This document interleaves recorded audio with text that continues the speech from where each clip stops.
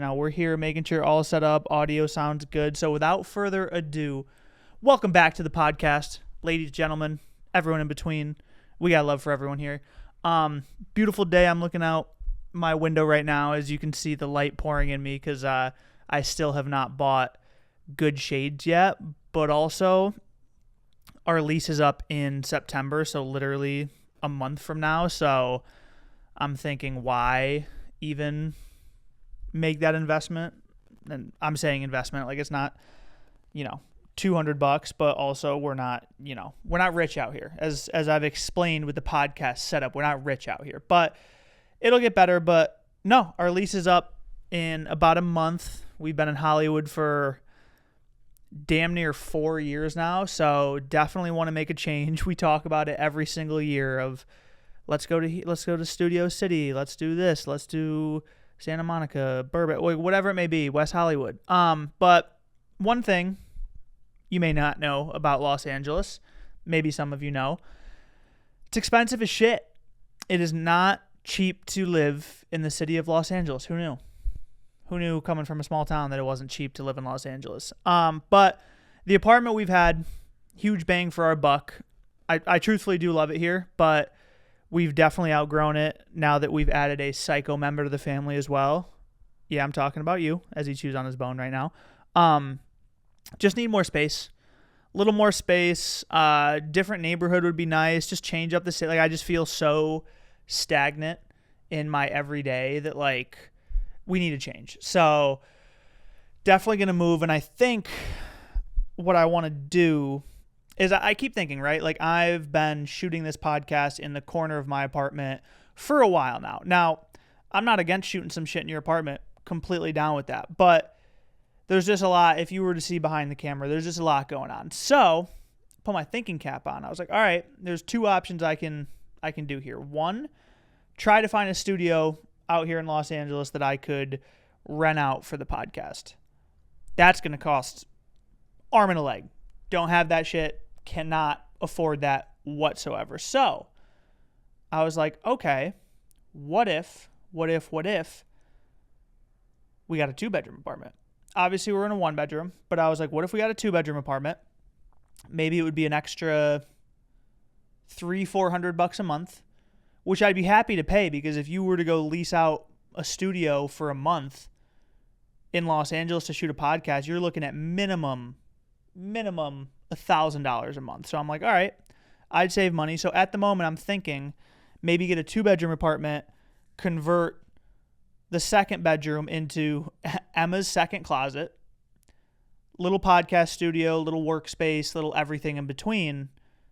I feel like that would be a good bet. So it's on my mind. We haven't done it yet, but regardless, back in studio, aka my apartment. Love to be here. Been a beautiful week.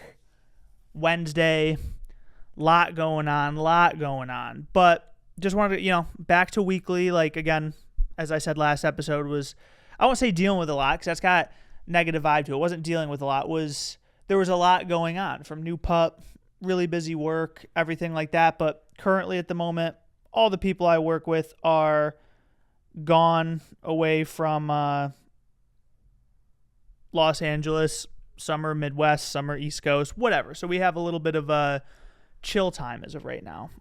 So we're gonna keep up on the weekly pods. But one thing that I'm not sure of yet, and I know it's funny because I change back and forth, whatever, but there's a part of me that wants to go back to the Mac and Show. Now, there's not a single formatting or creative change from what I was doing then to now, literally just a name change. But it's been 10 episodes now of Late Checkout. I like it because it's got fun segments. It could be cool, etc. And I don't know, but we're just going to run with it. It's going to be Late Checkout, going to be the pod. Might be cool. We'll see. But regardless, we're back. That was a really long intro.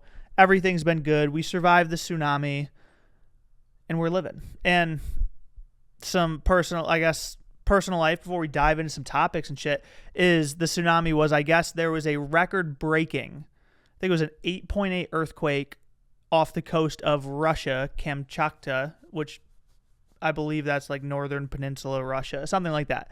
8.8 earthquake. I think that was like the biggest earthquake they've said in like the last like 50 plus years. I don't know. It was it was a historical earthquake over there. And obviously when there's earthquakes in the ocean or certain parts of the world, not only is that part of the world heavily affected from the literal earthquake, but other places have risk of tsunami and tsunamis.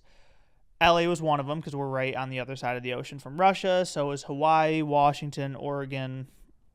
Those were the main ones. Alaska. But I've realized that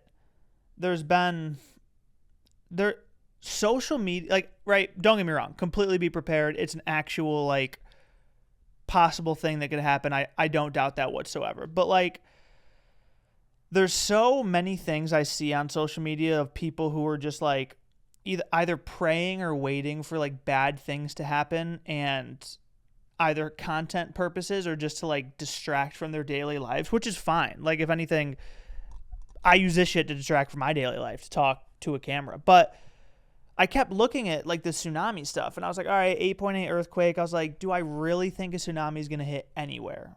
No, I don't. But I don't want to be naive. I don't want to be a dickhead. It could affect a lot of places.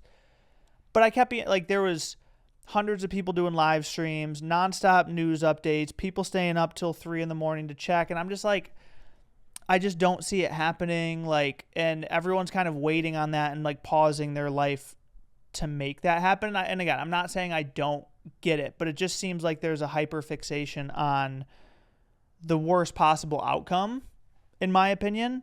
So I don't know. And that might be a horrible take. That might be a bad take, but I just kept watching all these, and I was like, you know, they reported, like, 4-foot wave detected off the coast, 6-foot wave detected. And I think the highest, like, the biggest wave was a 6-foot wave. And people were still, like, you know, putting off everything, making complete story times about this. And I'm like, God, like, we're fine. Like, everybody's fine. It's going to be okay. Like, all's good. And people were just, like, almost praying on that to happen. But that was the last 24 hours. But, man, like, again, a tsunami didn't hit, but, man, California, rough year so far, to say the least. I mean, starting out of basically all of Los Angeles being on fire, and obviously there's been wildfires all up and down Los Angeles, or all up and down the state, but Los Angeles just being completely on fire. I remember something, and then obviously we had the piece of shit ice come in and cause a whole bullshit that they didn't have to. And then now tsunamis. Like, can life just leave Los Angeles alone just for a second? And that's coming from someone from New York. Normally I'd be like, fuck it, I don't care. But, like, I'm like, damn, like, give LA a break a little bit. Like, LA has had a it's literally just over the half-year point. It's July, about to be August. LA has had some shit, man. And funny enough, it's only been twice now, because obviously Palisades have been blocked off ever since the fires. They just opened up PCH like a month ago. And I think, like, 2-3 weeks ago was the first time I actually drove through the Palisades, because we were going to Malibu. And just, like, again, obviously, you know, news sources, people's Instagram stories, etc., of course, paint such a crazy picture. But, like, when you're witnessing it in person, you're just like, holy shit.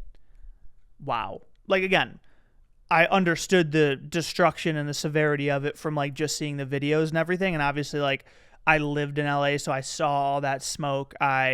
There were certain fires that were close to me that I saw the flames of and everything. So it was crazy to witness, but it wasn't until driving through after and truthfully just seeing the absolute destruction of Los Angeles, or at least of the Palisades specifically. And, like, I know Altadena got hit almost, if not just the same, worse. And I haven't gone over there, but yeah, it's been crazy to see. LA's had a tough year, to say the least. Maybe we can just, at Mother Nature, just chill out for a little bit. Been a pretty good summer in terms of, at least, like, weather-wise. Like, of course, and I guess that's just life. Like, Mother Nature's a bitch, man. Because, like, right after the fires, that's when we started getting, like, rain showers and shit. And I was just like, and I'm talking about, like, 2 weeks after. And it was just crazy. So that was a little spiel about how I would love if LA could just have just a little bit of a break. A little break. That would be beautiful, in my opinion. But remains to be seen. One thing on the LA front that pisses me the fuck off is that I'm certain of this now, because I've lived in New York City. I've obviously gone to Atlanta, Miami, what are some of the other worst ones? I haven't been to Houston. I've been to Chicago, been to Phoenix. Like, LA has the worst drivers in the country. Absolutely. I would put LA's drivers at the top worst against anyone possible, and LA would beat them out. They're just dog shit. Absolute dog. Like, nobody's following the rules. Nothing happens. Like, you have your 4-lane freeway. All the way on the left, you have someone going 100 miles over. You have the person then next swerving in and out of lanes trying to figure out where they want to go. You have the next one going 100 miles under, and then you have your right side that's actually following the rules, but the right side is an exit lane, so you're kind of like, where the fuck am I supposed to go? Like, LA drivers are so bad. And maybe it's technically not LA natives, but it's just people driving in Los Angeles are horrible. It's just trash. It's so annoying. Like, I'll be on the freeway, and I guess I've had this spiel about traffic before, but I'll be on the freeway, and I'll just get hit with standstill traffic for like 20 minutes.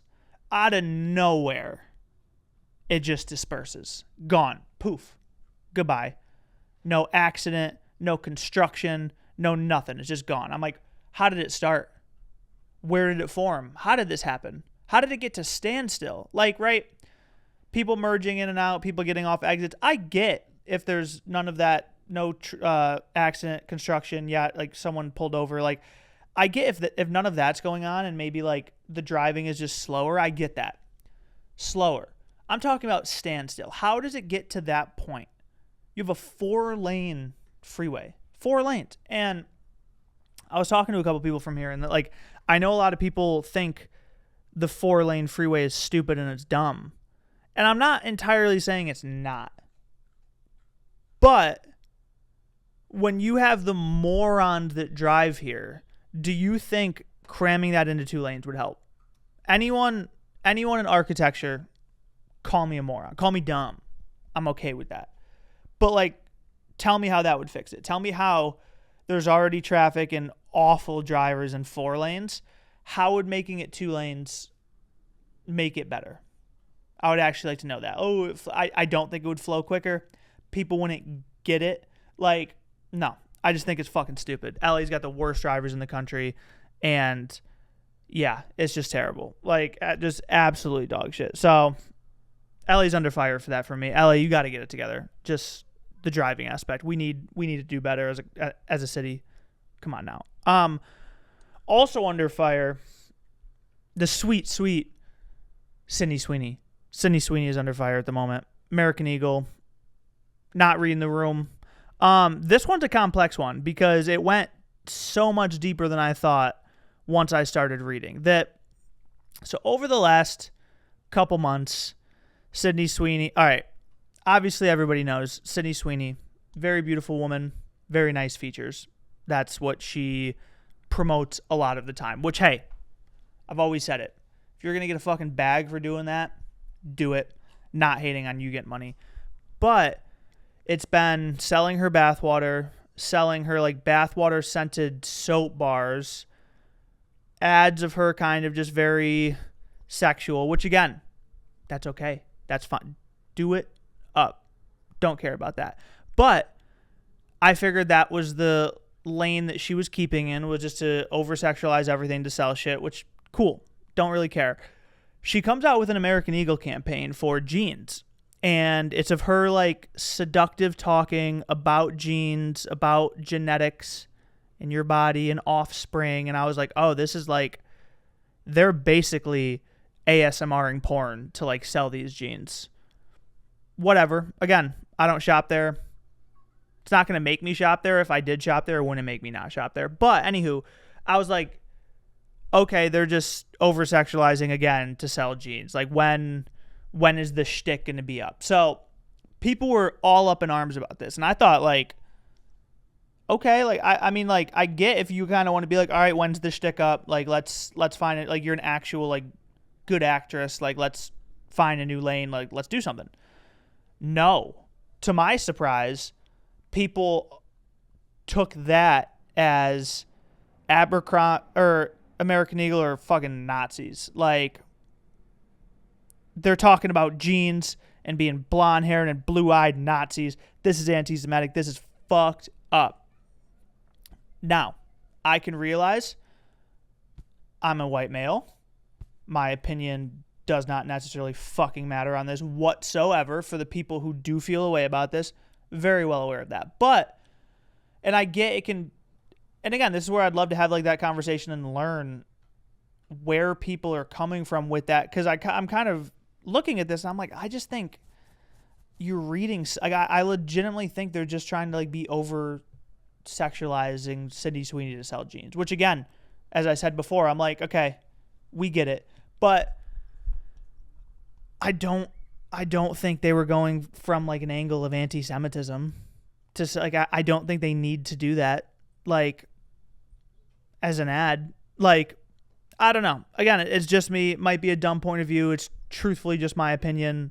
Someone could come in with a very educated reasoning of why that I'm fucking dumb for that, and happy to do so. But one thing that I thought was funny about it, not the ad, but just the whole situation, was if you work in this world, I've had the pleasure of working in this world for 4 to 5 years now, an ad like that, like, mind you, I've worked on things like of social media ad nature, of someone just posting something to their social media feed where, you know, it's not an A-list actress, it's a TikTok, whatever. And like, we're talking 3-4 meetings just before the video goes out, a creative brief call with the actual brand and our specific team. Then you take it to the talent. Then the talent hops on another call with higher members of the brand team, her like talent management's team, talent's creative team, etc. Talk it again.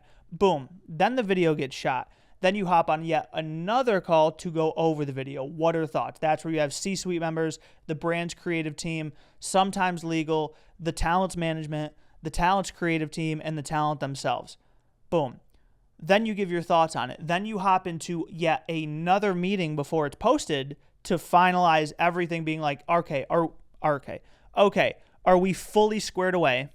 Do we like it? Is everyone on board? Let the talent know what they need to do for their posting, all this type of shit. So like, again, we're talking minimum 5 meetings before this asset gets posted. And not one person on American Eagle or Sydney Sweeney's team were looking at this like, like, do I think they watched that video like, hell yeah, this is going to get a fuckload of clicks? Of course, because it did.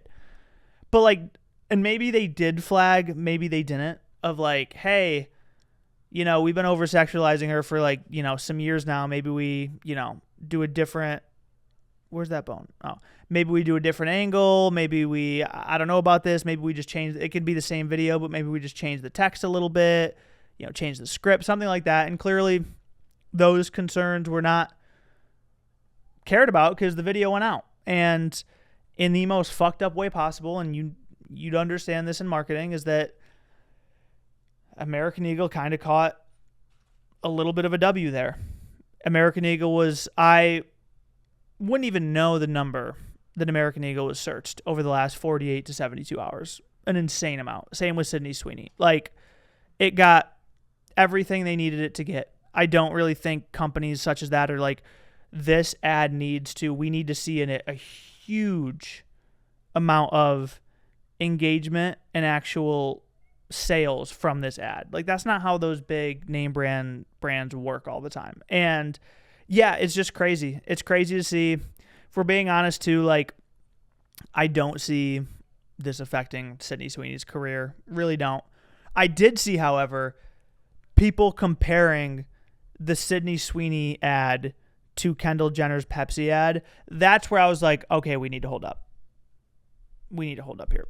Because the Kendall Jenner Pepsi ad, I would probably confidently say was the number one most out of touch / worst possible outcome for an ad in human history. Like, actually, like, and I'm talking even going back to like the creation of televisions up to, I think that was the worst ad in the history of ads, truthfully, because that was at a very sensitive time in the country.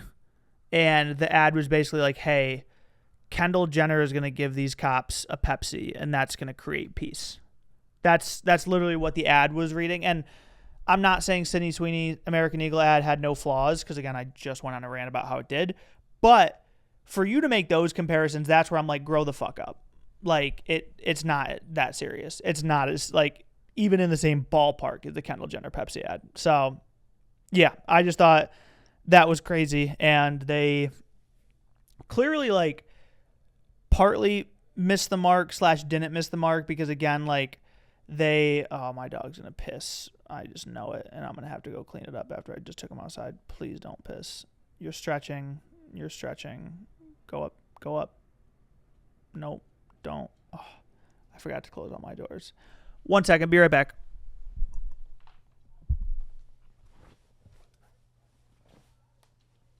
No. I forgot to close these doors with you.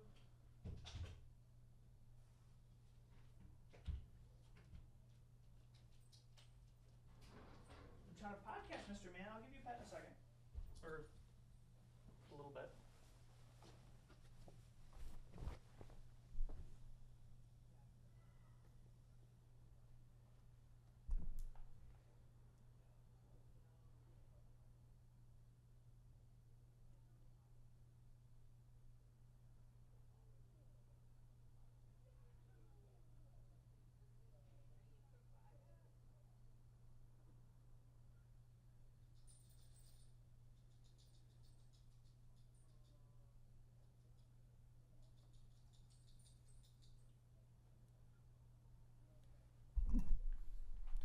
Okay, back to it. Sorry. But no, it's just not in the same ballpark. Do I think they could have gone about it different? I think a load of things that obviously my opinion doesn't necessarily matter on. I think they could have done it differently. I do think people are being I think people are being dramatic about it. We're talking about jeans.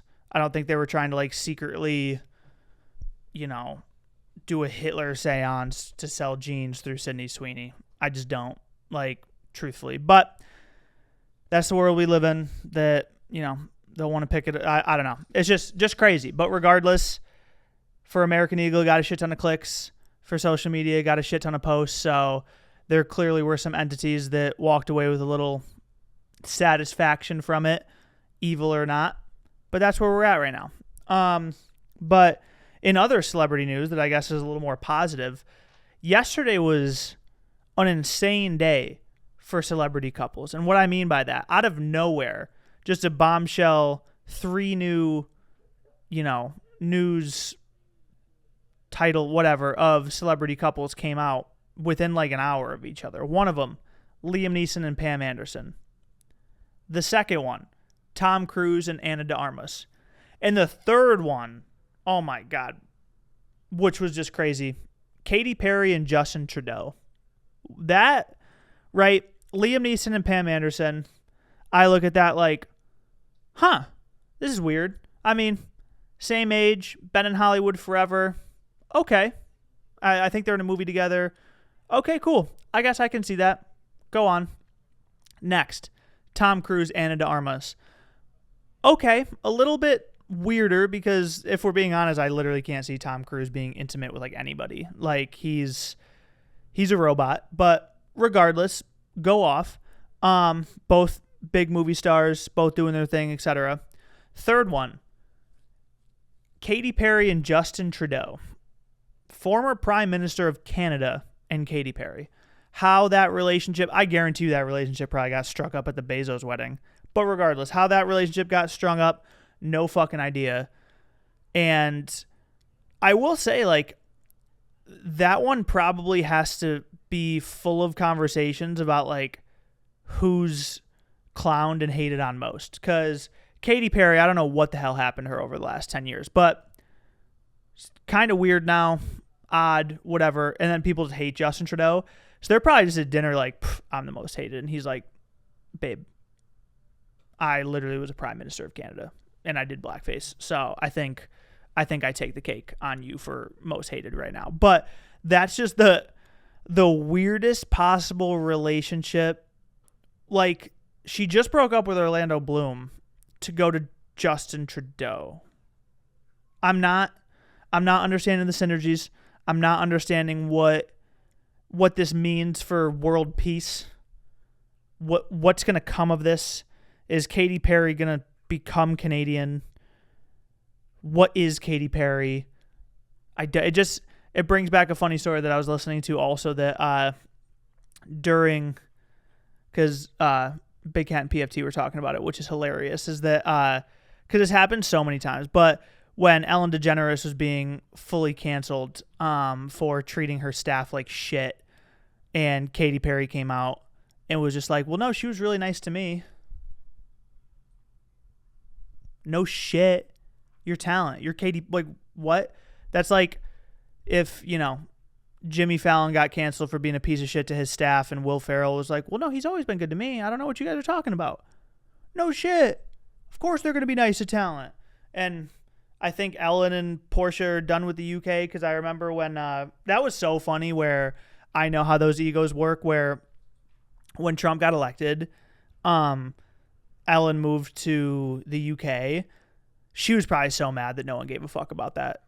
Like, she was probably so, like, she'll probably say she wasn't mad. She was probably so mad. She was probably like, damn, like, I wanted this to be a bigger, like, Rosie O'Donnell got more play in her move than Ellen DeGeneres, mostly because Trump was like, I'm going to revoke your citizenship and you're just going to be stuck over there. But regardless, she wanted more play out of that, and she's already selling her UK house, so she's probably going to come back here. Shocker. But yeah, like, that was just those celebrity couples. It just gets a little more odd as it goes until one just completely fucking odd that I just don't understand at all. So that's been some celebrity news at the moment. But I guess other weirdo celeb news is I've been very into watching interviews of the AI tech people of the world, because not only do I not understand them just because they're light years ahead of me in intelligence, but sometimes it's just crazy to hear like what type of world they live in too, where essentially what's been going on big in the AI world is that, there's been all kinds of AI things over the last decade or two, but I thought he was just going to piss. There's been all kind of things going on over the last decade or two on AI. But when Sam Altman made OpenAI and ChatGPT, that was kind of the first like name brand big AI thing. It's almost just like, when there's during the .com boom in social media, when there's probably a lot of like your weird social sites, but then boom, MySpace and Facebook came. You had your name brands, and then now obviously we have our Twitters, Instagram, Snapchats, TikToks, so on and so forth. But OpenAI, ChatGPT is like the first poster child of AI, and obviously now that AI is becoming way more widely accepted, it's going to be heavily used in just about everything possible, from education to warfare, like literally from that, everything in between. Everyone's racing to have the best AI. Meta, Google, Twitter, Microsoft, literally all the big tech guns are going into AI. And now there's literal beef going on with the tech bros. You never thought you'd see it happen. I think the last like major beef with tech bros was probably like Steve Jobs and whoever he was talking to. Because anytime you heard a story about like Steve Jobs talking to like another CEO, it was always like some big fight going on or something. But no, at the moment, you had your Sam Altman and your Elon Musk who like hated each other and would go back and forth and just talk shit and whatnot. Oh, that was gross. But no, as of now, Meta and the Zuckman are supposedly actively poaching all of OpenAI's top guys. Top guys. Alexander Wang being one of them, unless he wasn't OpenAI and he was just a self, whatever. But Meta is just creating the Avengers super fucking team of AI coders, creators, whatever you want to call it in between. And they're clearly trying to run the game in the AI world. And it's just crazy seeing it happen, because usually in business, you try not to poach. And it's almost being like talked about in headlines how like sports are now. Like, it's very competitive. They're literally competing against each other. And the Zuckman, don't do it. Hey. Pause. All right, you're killing me, man. Move. Get back.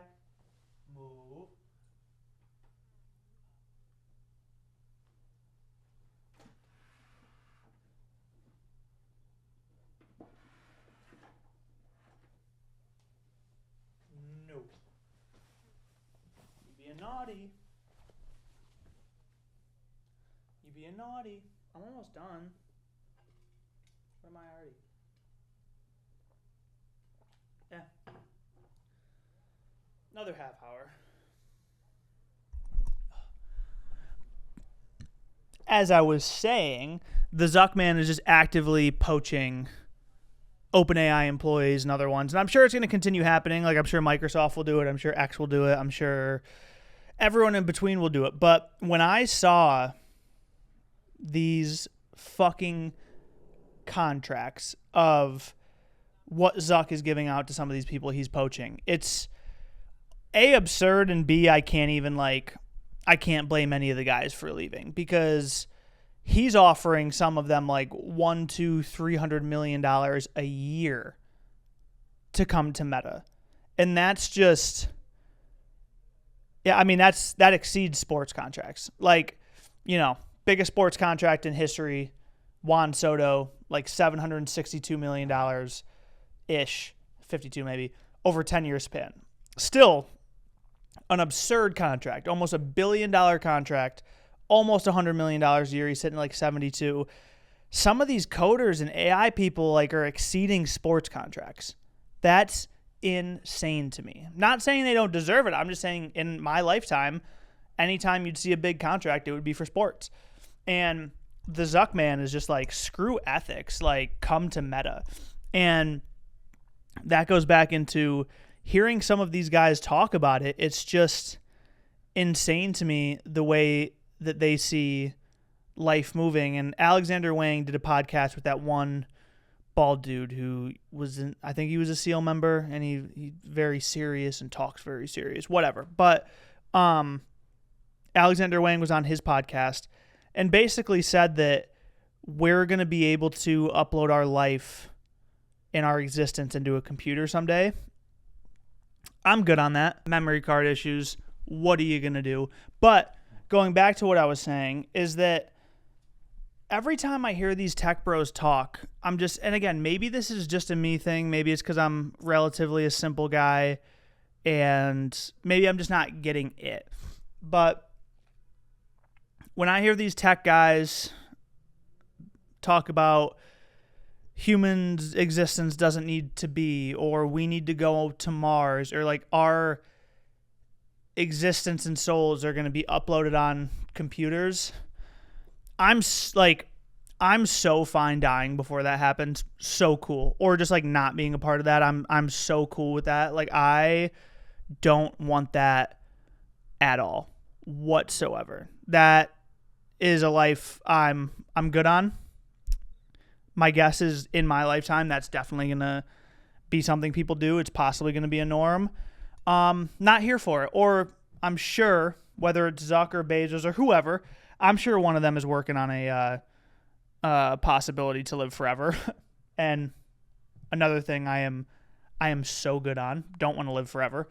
And yeah, sometimes I don't know. They must have these crazy group theories and just like interviewing a lot of people and get it, because I don't know where everyone I talk to is kind of on the same basis. Like, they don't want to go live out the rest of their life in space. They're fine with their conscience and existence not being put on a computer. And these guys are just like, no, this is what the world needs. Bruh, like, what? Why are you why are you determining the world? Why are you doing it? I don't want you to determine the world. You're one person. Like, at least take a survey, like a countrywide survey for at least us. Like, you're just going and being like, I have to do this. Why? Like, I never understood, bro. Like, if I have the ability in my lifetime to make even $100 million, I am going to fuck off so hard. I'm going to go buy such a sick plot of land, dude ranch thing. Part of it will be like a nitro circus area. The other part will be like a fun camp style shit where we have a cool lake, basketball courts, this and that. And then I'll have my home with great Wi-Fi. And I'm going to be good. I will not need to save the human existence. I will not need to, like, some of these guys, I'm like, why don't you just go help homeless people? Go save the planet. Like, save the planet we're on. Like, you're trying to put us on Mars and on computers.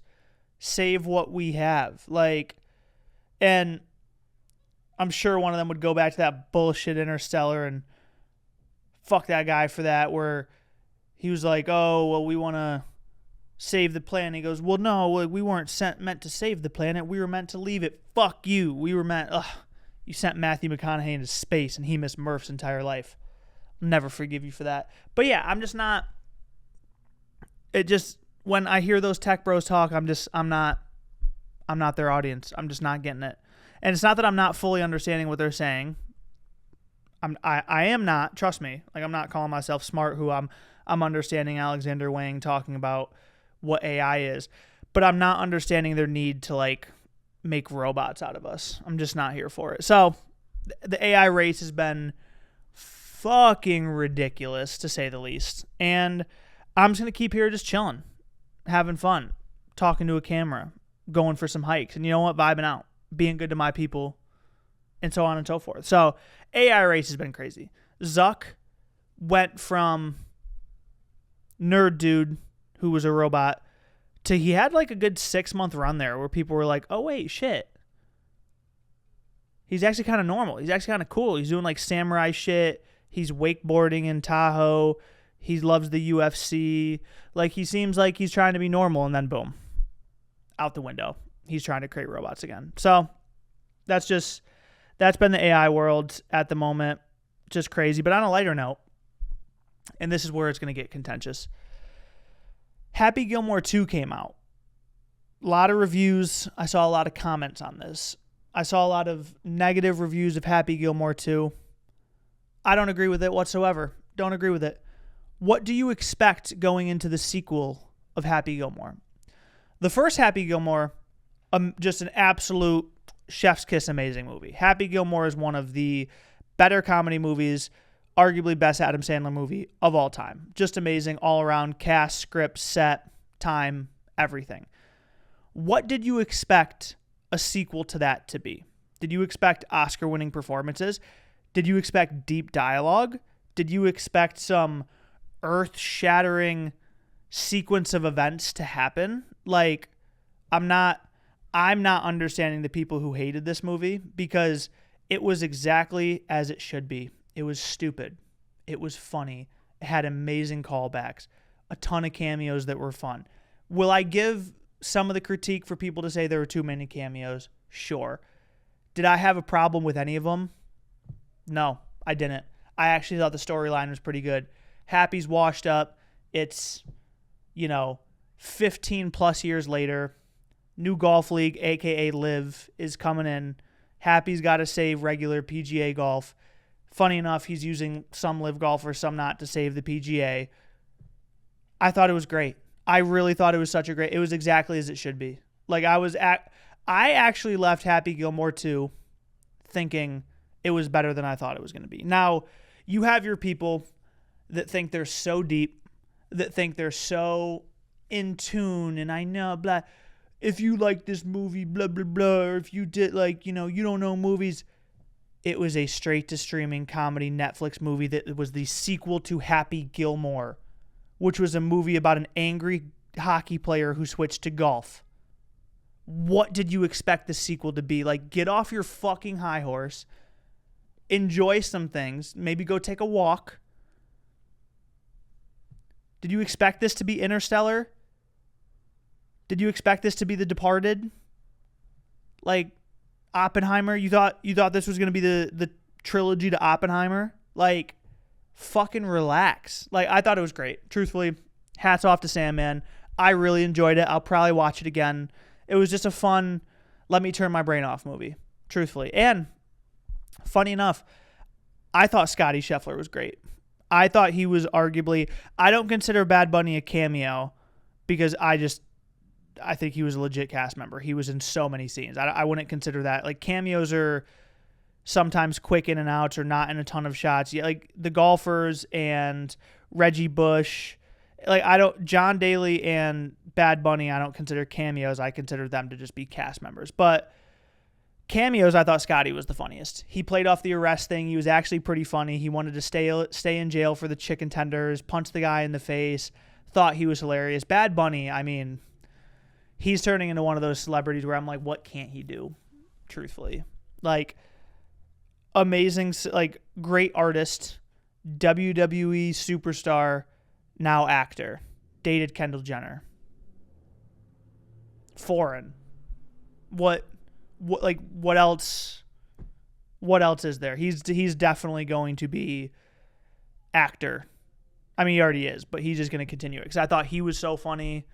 Having, Bryson DeChambeau, Brooks Koepka, Scotty, Rory, and I thought it was so cool. Benny Safdie, I know people didn't like his character, but I thought it was so dumb that it was funny. So I enjoyed Happy Gilmore too. Truthfully, that's my review. I honestly give it like a good 7.5 out of 10. Checked all the boxes that I needed it to be. And I enjoyed myself watching it. So, sue me. Shout out Sandman. Now, if I could get a sequel to another Sandler movie, I'm trying to think. Obviously, I'm going to go with the big dogs of Billy Madison, Big Daddy. I don't know how you'd make a sequel out of Click.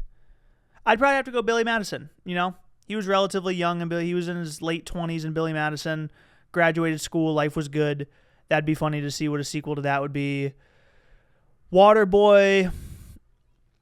I don't really know what the sequel. I'll go Billy Madison. I would like to see a Billy Madison sequel. Don't know what it would look like, but if they ever get to write in the script, they know they'd have another classic there. So shout out Adam Sandler. We love it. And on movies, and funny enough, this is going to be on the completely other side of it. Finally rewatched Inception.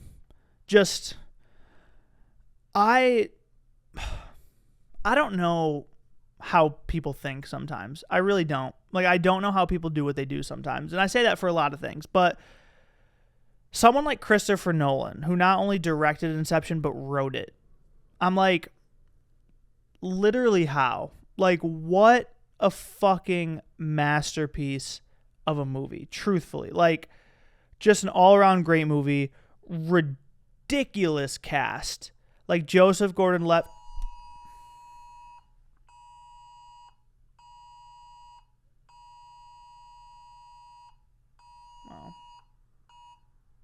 Oh, someone's missing. Hopefully they find him.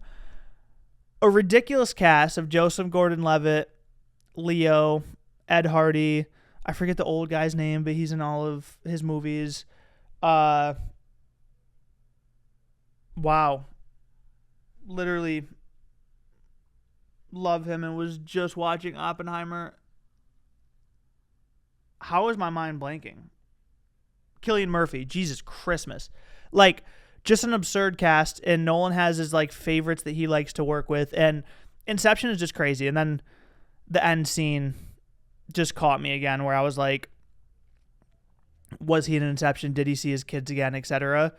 I do think the movie ended with him in real life seeing his kids, because it ended where all of them got out of the multiple layers of Inception, and the old guy that I completely forget his name, but Alfred, he went on an interview and said that every scene he was in Inception was real life, because obviously there wasn't that many scenes, but it was the scene of him watching the kids, it was the scene of him when Leo visited him, and then it was the end scene of him picking it up at the airport. And just an absurd movie. Absolutely banger. And it, in my lifetime, I know there's generations of this shit, from Francis Ford Coppola's to Martin Scorsese's, etc. We'll never take, but in my lifetime, I'll probably say Chris Nolan's the greatest director of all time, truthfully. To go from Memento, Batman Begins, Dark Knight Rises, Dunkirk, Inception, Interstellar, Tenet, Oppenheimer, and about to be The Odyssey. Just an absolutely absurd catalog of movies that you directed. Absurd. Insanity. So I would say Chris Nolan is going to go down for me personally in my generation, not my generation, greatest director of all time for me, because his style of shooting, just the script, the sequence of scenes, every score he uses is just absurd. So that was such a good rewatch, and it's so funny going from Happy Gilmore 2 to Inception. But we did it. We did it. One thing that was so funny is that I love every now and again when people just get it and understand the joke and like are in on it. Some people aren't, but some people are. On Twitter specifically, when someone will post a question and there'll just be a million quote tweets or replies to that. And what I mean specifically is someone posted, what was it? What are the top gayest things a man can do? And one of them was like, to be under 200 pounds. Like, what are you? And then the one that just got me was my favorite one ever that said, having a twin brother. Be your own man. Totally agree. Having a twin brother. So, like, what, you can't be your own man? You have to have two of you? Kind of gay. Like, really? You're gonna have two of you? You can't go through this life with just one of you. You need an exact replica of you to get through this life. Please. Couldn't be me. But those moments on Twitter I love so much when like it'll basically be a rhetorical question that obviously is posted as rage bait or just to get, funny answers from people, and then people actually get the joke and reply with things that they aren't serious about. That's the Twitter I know and love. But I just thought this one was so funny. What else? Oh my God. So I've talked to Emma about it recently. I officially need to find hobbies. I have just engulfed my life with work. It's not what life should be about, but here we are. And hold up, I want to turn this really quick. Give me a little more light. There we go. Engulfed my life with work. Need to find some hobbies. Now, don't get me wrong. We hang out with friends all the time. We'll go on fun little road trips. We'll always go out to eat, go to the beach with friends, go do activity, like whatever it may be. Not saying we don't do that, but I just don't have like a hobby. Like I don't have something that I like to go do frequently and everything. I guess I would say hiking is one of them because I probably say every other weekend I'll go on a hike, but they're not like one of those crazy ones where I'm driving 4, 5, 6 hours to this crazy hike because I'd like a partner to do that with. But I kept thinking, I was like, what's a good hobby I could get into that would be easy to have people go along with me and do it, have some fun. Easiest one I could think of that's so true, golf. So what did I do?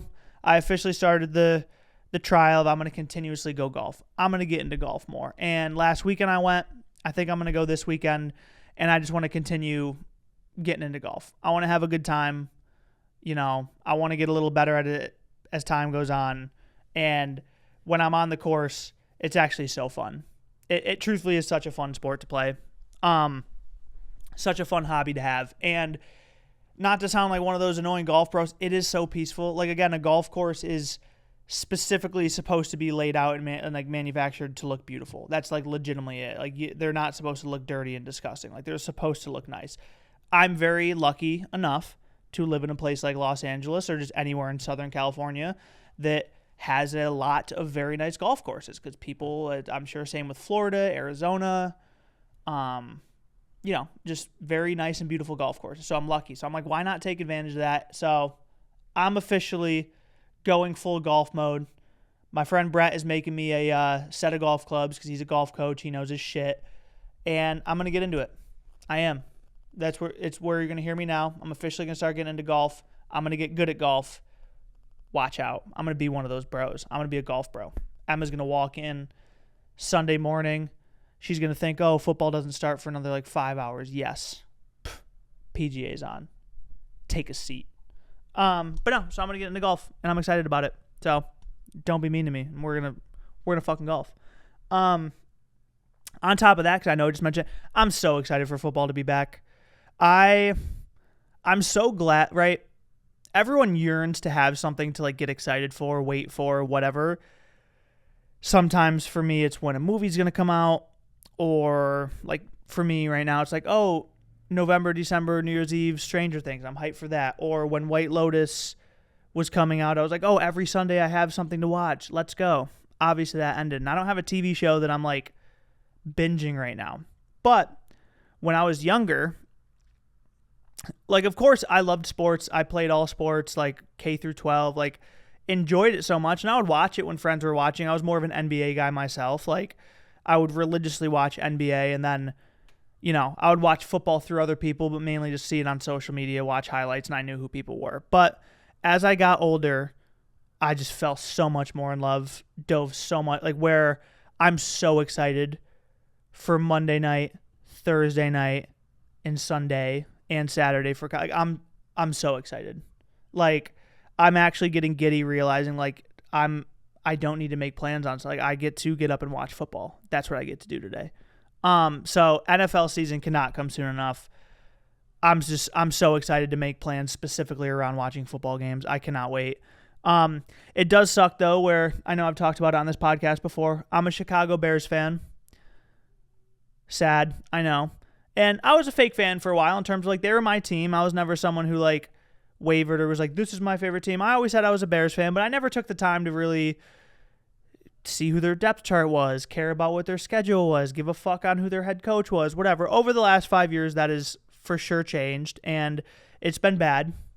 Over the last 5 years, 6 years, we've gone through Mitch Trubisky, Justin Fields, now into Caleb Williams. We've gone through Eberflus. I forget who the coach was before that. And now we have Ben Johnson, which is nice. But we have Ben Johnson, Caleb Williams at the moment. Ben Johnson, who obviously the acclaimed, amazing offensive coordinator of the Detroit Lions. He speaks for himself with how great his offensive game is. But he's a head coach now. And every video that's been coming out of training camp of Caleb Williams has been dog shit. I don't know what that makes me think. It's every video that comes out is of him throwing an interception. I don't know if they're just trying to throw, like, low key. That's what I would do that if I was the NFL and I had a quarterback that I'm working on. Like, obviously, you don't have to care about the Mahomes, Lamar Jacksons, Josh Allens, and Joe Burrows of the world.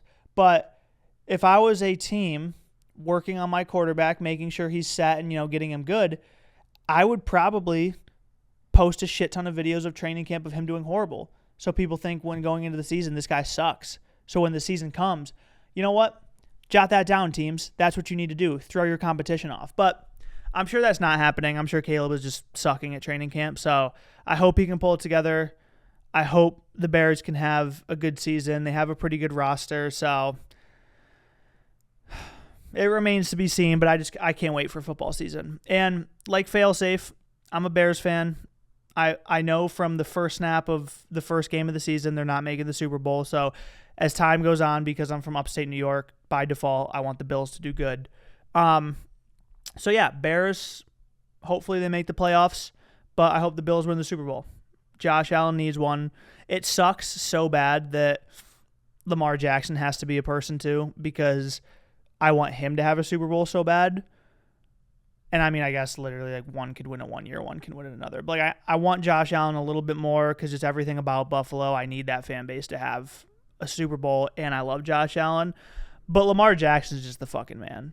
Lamar Jackson, truthfully, is just the fucking man. So I would really, really like him to get a Super Bowl too, because he just rocks. Everything about him is awesome. So I just can't wait for football season.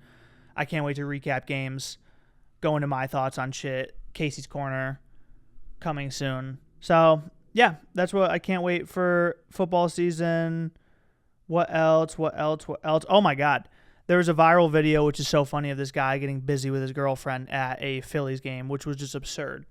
And what I mean by that is they were all the way up in the nosebleeds, and, there was just this couple out in the open. It's not like they were up in the corner or anything, just this couple out in the open just doing hand stuff with each other openly at a game. And it was an absurd watch. And sometimes I look at that and I'm like, I don't know what's going right. People have their things. People got their kinks, want to do it out in public somewhere, but usually that consists of a car, the woods, maybe a closed bathroom. Sometimes you get a little more risque and you have like a public restroom stall, things like that, right? Whatever. Out in the open in the middle of like a 80,000 fan seated game, and you're just it was absurd. Like the gall of these people. Normally, you know what? I'm not going to judge recreational fun for whatever you want to do. Not going to judge it. This one I was like, it's a bit much. You didn't, you weren't low at all. She made it even less low, and you're in the middle of a ridiculous crowd. So it was so Philly. So I just thought that was crazy, to be honest, but that was just my Phillies game update. In the NBA world, it's confirmed that Jokic does not give a shit about basketball. It was already known that, and he's just like a generational talent who doesn't care, but there's a video that circulated of him back in Serbia and his horse winning a championship, and he was bawling his eyes out. Going insane with the jockeys and the horse, pouring champagne all over you. Literally, from the second I found out who Nikola Jokic was to now, I've never once seen him this happy, ever. Literally not once. From MVPs to All-Star games to finals winners to finals MVPs, I have never once seen this man this happy. The NBA is just a job to him. That's all it is. And that's why he's the people's champ. Truthfully, he's going to go and give you a minimum double-double, possibly triple-double every single night while looking the way he does, and it's just a job to him. He only comes to America from October to June just to do a job, and then he finally gets to go back home, and this showed it, and he's just the man because of that. So shout out Nikola Jokic. He's really the bro. I don't know if I fully see him in Denver for much longer, but no. And then I'm trying to think of, oh my God, this video, it's truthfully, I wonder if they're going to run into any situations like this going forward, but it was truthfully so funny that I just saw it actually when I was scrolling, that someone did a podcast with Big AJ and Big Justice where they're kind of diving into the business end of Big AJ and Big Justice, and the guy was like, oh, your output of videos, what's your team like, etc. And Big Justice just goes, well, yeah, actually, we have 11 Filipinos who work for us, and we have 11 Filipino editors who, when we're sleeping, they work. And Big AJ is just probably sitting there like, God damn. And you can see in the interview that Big AJ is just trying to talk over Big Justice the entire time, but Big Justice just won't shut the fuck up. And he's like 12, so I'm not faulting him for that whatsoever, but it's funny where that was a misstep where Big AJ was probably just like, I need to prep him a little bit more. I know he's young, but I need to prep him because to just outwardly be hype and be like, yeah, we have Filipinos working on our shit at night.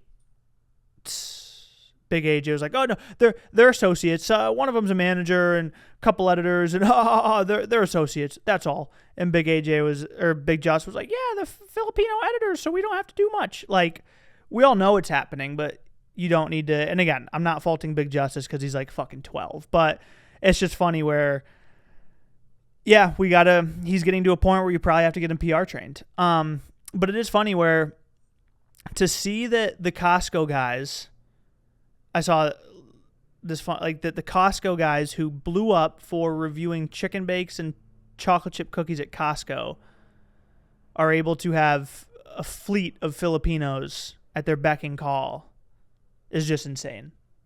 That's America. It's just crazy that that's the world we live in. But it's also insane to me that those guys were the first ones to pop off, and then they decided, you know what? We're going to bring this little chubby kid named the Rizzler into the mix. We'll feature him in a couple videos.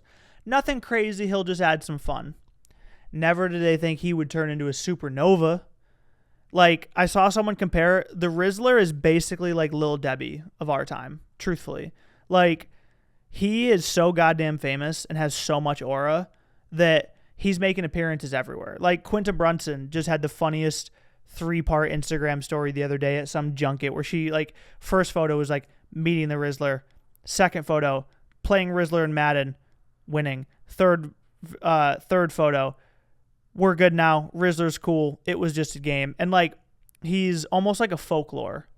Like, the Rizzler's almost just not real. Like, meeting him, he's got to be the coolest kid in the world right now, the Rizzler. And to think that he was just brought on as like a quick little side character for the Costco guys, you know, and Emporia is just crazy. So it's insane to see the trajectory of that. The Rizzler is just a supernova, just absolute aura machine. And I can't wait to see what the Rizzler does next. He's just just amazing. If I ever get big enough on the podcast, Rizzler has to be here. What's next? Oh my God. So it's funny. There's a couple things about my food palette changing that I've really enjoyed. And it's also been like, okay, like this is awesome. One of them is that I'm very proud of myself. Claps all around I think I'm officially a seafood guy now, to the point where literally like when Em and I will go grocery shopping last week, even we got salmon, made like a salmon bowl. And I was like, I get the hype, but I'm officially a seafood guy now. I actually could not be more excited about it. Seafood rocks. I understand the judgment of like, how have you not eaten seafood this long? I get it. I was a fat little boy that just wanted tenders and burgers, truthfully. But I'm fully into seafood now. Love all sushi, all this type of shit. But essentially, Emma and I went to a seafood restaurant last night called Salty Girl in Los Angeles. Everything was good. We had a lot of lobster stuff. Had some scallops for the first time. Those were all right. But I had my first ever lobster roll. Guys, holy shit. Have I been missing out for years? This was one of the better things I have eaten in so long. Like, I remember fat me who didn't like seafood used to look at pictures and videos of lobster rolls like, damn, that bread looks good. That bread looks good. Don't get me wrong. The roll was arguably one of the best rolls I've ever had in my entire life, but the lobster was just, magnificent. Just absolutely beautiful. First lobster roll, first of so many. I cannot wait to go on a lobster roll tear. Maybe turn into a food influencer. Shout out How Kev Eats, my favorite guy out there right now. If I could ever get you on the pod, I love you. But first lobster roll ever, and then we had like a lobster pasta. All was good. Love that I'm on the seafood wave now. But the second one that I was going to mention is that when I was growing up, like clockwork, it does not matter where we went for breakfast, whether we were on vacation or we were at home or I was making it from home. It was your typical American breakfast of pancakes, eggs, sausage, hash browns. That's all I wanted. That's all I needed. I was good with that. I'd never divvied from that, didn't want it. It wasn't until I moved out to Los Angeles where I was like, holy shit. First off, it's obviously such an LA thing, but avocado toast. Magnificent and beautiful. I hear you. But avocado toast is just amazing. But the second one, and I truthfully believe this in my heart of hearts, breakfast burritos are the best breakfast item ever created. I will die on that hill. Everything about them is amazing. It has everything you need wrapped in a beautiful tortilla with some amazing aioli or sauce on the side. You literally can't go wrong. That scared the shit out of me. Everything about breakfast burritos are beautiful. They are by a long shot my favorite breakfast food possible. I'm going to continue to down them until my last day. I love everything about them. So, as other breakfast burrito lovers, shout out to us. I love it. Like, they're just amazing. So, shout out to the breakfast burrito community. I love you for it. And I'm trying to think. Do we have any more segments? I missed it. That's on me, where at the end of every episode, we do a check-in and check-out segment. Who's checking in, who's checking out. This is going to be a quick one that's relatively lazy because it's on me that I forgot to add them. My check-in was me. Shout out to me because of lobster rolls and because I'm finally on the wave of seafood now. My checkout was LA drivers because they fucking suck. I'm not going to go into that all again, but just to give a little more context of what my check-in and checkout were, those were my two. But I'm excited. Emma and I are going to Big Bear this weekend. Nice little getaway. There's literally nothing like a lake. I've always said it. I'm not the biggest beach guy. I'm not the biggest sand guy. I'm just not the biggest ocean guy. Not because of fear, just because it's like, why do I want to sit in the hot sand, hot sun? Like, whatever. I am through and through a lake guy. I love everything about a lake. Lakes are the greatest thing in the world. So I'm excited. Little couple days in Big Bear. We get to take Archie. He gets to have a good time. I've been there once in the winter. I'm excited to go during the summer. And that's our weekend plans. We're going to Big Bear, chilling out. We go back home in a couple weeks, but I'll have a nice little Big Bear recap next episode. And it's been great. So we're back. We're back on our weekly episodes. We'll figure out how we'll do that going back to New York. We'll see, either bank some episodes or bring my shit back home. We'll figure it out. But regardless, happy to be back and appreciate, like I always say, whether it's 1, 10, 100, hopefully in the future, 1,000,000 people tune into the pod. Always appreciate it. I just love sitting here and talking. And first, it's going to, the show goes on. The show is going to continue to go on. I love doing this. It's going to get more creative, more fun, better looking. But until next time, peace.